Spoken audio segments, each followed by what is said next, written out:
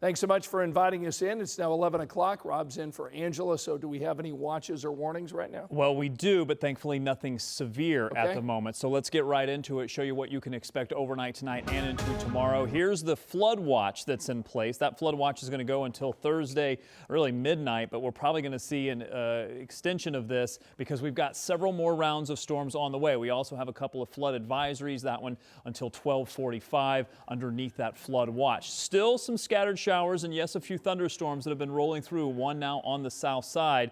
Expect that to continue overnight, but the severe threat for now is on the lower side. Couldn't rule it out completely. So what happens now? Well, Future Track has been doing a good job of getting a handle on this. Still calling for a few showers and storms overnight, but a much more vigorous cluster is going to arrive sometime as we approach the 5 o'clock to 6 o'clock hour. Likely will impact the morning commute, especially the early part of the morning commute. Then we could get a break before another round moves in. This one yet again in the afternoon. A very similar situation to what unfolded today. I'll be back with a look at how much longer we have to deal with this. And of course, when we finally could get some relief from this stormy pattern. All right, Rob, we'll see you in a little bit. Tonight, a young boy is dead after severe weather hit southern Indiana. Investigators tonight are confirming the 4-year-old boy was killed after a tree fell on a home. We want to show you the scene in Jennings County. Investigators tell us the tree landed on a bedroom, trapping the boy. It's a bad situation. There's nothing we can say that's going to make it any better. And we're going to push through this as a community. We're going to back the family and anything they need. Our thoughts are with them. We are told 3 others in the home got out without any injuries. A violent storm sent part of a Southside church crashing down with kids and staff inside. Alex Almanza tonight shows us the damage and how everyone walked away safe. This is where we're seeing the biggest damage. This is a church steeple, and it was on top of a roof this morning.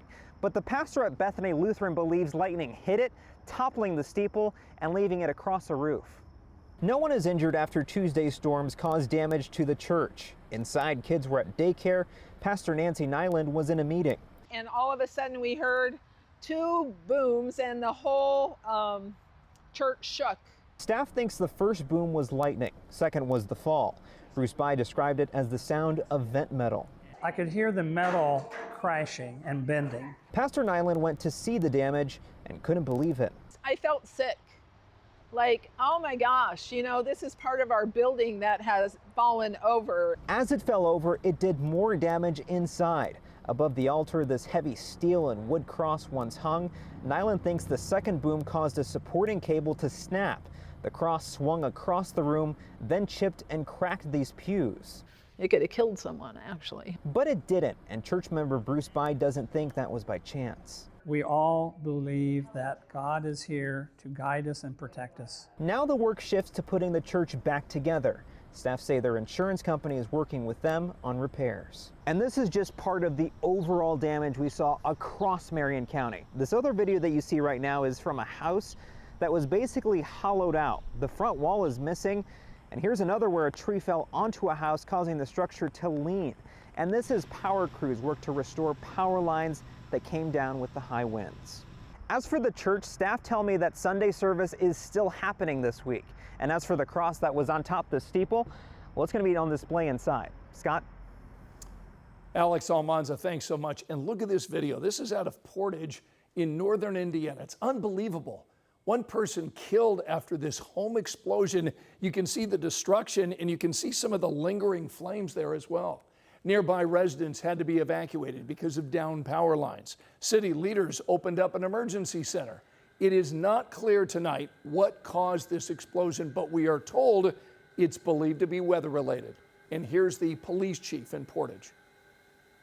I've been a resident of this city for 50 years, and I think this is probably one of the worst things that we've ever had to go through. I've been a police officer for 27 of those years, and certainly in my time working for the city, we have not had a disaster of this size before. No other injuries were reported in Portage, Indiana. And you can monitor tomorrow's storm chances by using our WTHR streaming app. You can check the radar anytime. Plus, our weather team will be there live anytime that severe weather is in your neighborhood. Just download the free app on your TV. Tonight, a person is in critical but stable condition after a shooting on the south side of Indianapolis. All of this unfolding around 7 tonight on Southport Crossing Drive. That's near Southport and Emerson. Police tell us they got called for a reported disturbance. They say that a man and a woman got into a fight. Officers say the woman's adult son shot the man who was suspected of assaulting the woman.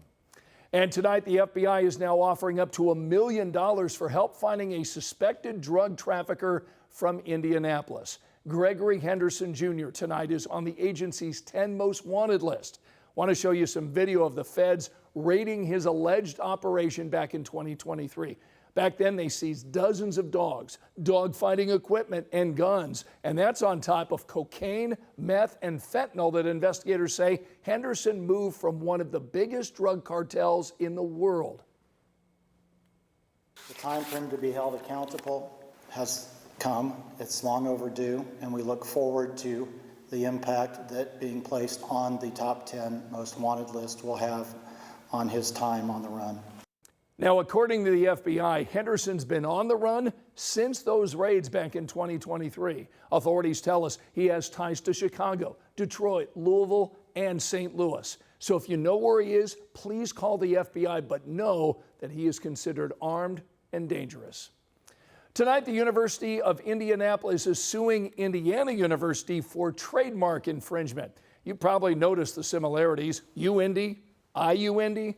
Well, UIndy leaders noticed that as well, and so they've taken legal action. The lawsuit says the school holds a federally registered trademark for UIndy, and it claims the IUindy logo is confusingly similar. UIndy is asking for a permanent injunction, blocking IU from using the IUindy mark.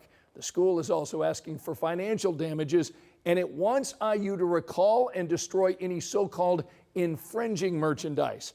So tonight we reached out to IU for comment about this lawsuit and the infringement claims. A spokesperson told us the university does not comment on litigation.